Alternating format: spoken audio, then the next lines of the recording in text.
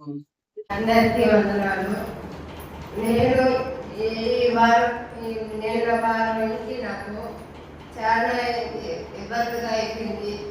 ఎంతో కష్టపడి బాధపడి ఎన్నో బాధపడ్డాను.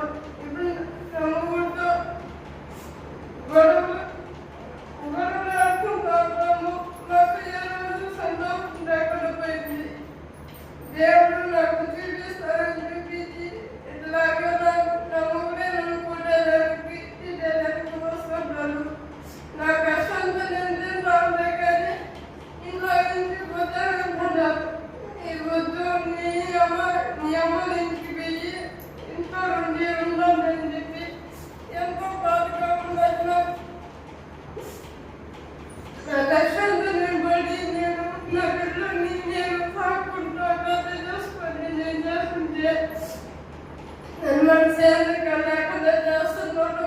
మనం ఒంట్లో ఏముంది ఏమన్నది తెలియకుండా ఎంతో బాధ పెట్టిస్తున్నాడు. నాకు ఏ రోజు సంతోషం లేకుండా మా ఇంట్లో మా అమ్మ ఎంతో బాధపడాల. అందరితో బాధపడి నేను నలిగిపోతున్నాను. ఈ కష్టం ఎవరికి రాకూడదని నిజంగా సాధ్యం చేస్తున్నాను. దేవునికి మహిమ కలిగిన గాక. సహోదరి ఎంతో వేదన పడతామని దేవుడు ఖచ్చితంగా ఆ బిడ్డని దేవుడు ఆశీర్వదిస్తాడనేసి